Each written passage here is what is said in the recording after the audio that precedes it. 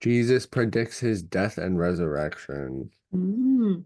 And this is Mark 8, and I think we're starting with 31. Yay. 31. Mm. The first time. I think it's the first time because It you read doesn't. through Matthew and then you read through Mark and then you get mixed up with the timeline, right? Well, yeah, but this is the first time anyway, because he mentions it multiple times throughout until he's Oh, right. right. Oh, I see what you mean. All Yes, he does warn them and give them the information. right. So 31. 31. And he began to teach them that the Son of Man must suffer many things and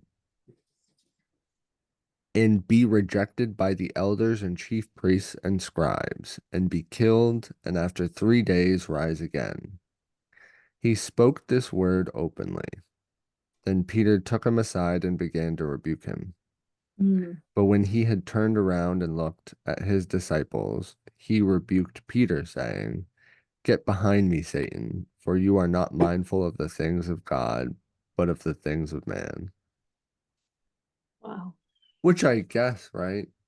Which is another like the apostles have been so powerless in these situations, but they've always turned to him. And then you get into a situation like this where he's telling you something, and then they're telling him that you're wrong. It's like, I don't think you understand what's going on here. Right. And it's probably part, well, maybe it's part. Yeah, but you're right. Is it the part where they're like, oh no, he can't die, right? Because that's But who. I think that's maybe it, right? When they say Satan, that's the comparison. It's like the evil thought. It's not an evil thought, but it's like that's not the correct thought. It's not correct. If you're thinking of worldly things, Yeah, I hear you. like Jesus is saying it in a context of like a godly plan, whereas like Peter's like, don't talk about that, you Right. know? Or like don't talk about it like that, you know? What are you Right. doing? He's not seeing that Jesus is saying the truth. That's what's gonna happen. Right. I mean, who at the same time, who is Peter to say anything? After the conversation right? They just had the conversation of he is God.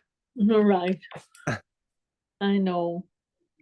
That's why it's so, you know, the this was from the other episode, but in verse 29, Jesus is asking the disciples, who do you say I am? And Peter answers to him, you are the Christ. So he knows that he's the Christ, the Redeemer, the Messiah. Right. And Peter's the one that says that. And then Yeah. Peter's the one that rebukes Mhm. him. So then It's like maybe he, you can have that courage, right? yeah, and And you just can have, have it be so misguided.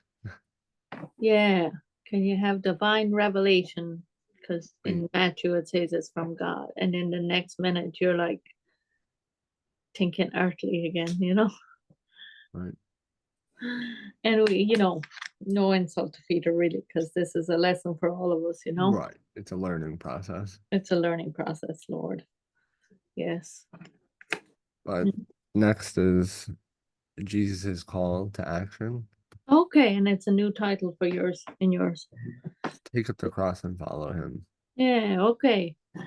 This has been like it's a challenging one, but I think it's really important. Yeah. Go for it, Annie. When he had called the people to himself with his disciples also, he said to them, Whoever desires to come after me, let him deny himself and take up his cross and follow me. For whoever desires to save his life will lose it. But whoever loses his life for my sake and the gospel's will save it. For what will it profit a man if he gains the whole world and loses his own soul? Or what will a man give in exchange for his soul? For whoever is ashamed of me and my words in this adulterous and sinful generation, of him the Son of Man will also be ashamed when he comes in the glory of his Father with the holy angels. Wow. Just be yourself, right? Yeah. And then But that's, yeah. I was listening to that football player, right? Beforehand, and he was saying how he like to give it all to God, no matter what happens, Right. Well, and yeah, if not you're to doing, look at the results of what could happen. and that's You're not trusting in, and it's a daily thing because you forget, and then you go back to like, oh, this thing is going to happen, and then I'll have everything I need, and you forget, oh no, I don't have any control over that, really. Thank you, Lord, right? right. A storm could come and it's all changed. Like it could change in a second, anything, Right. You have no idea what could happen. Yeah, and we surrender all to Jesus. Not, Make sure. oh What's Lord. like the selfish intentions?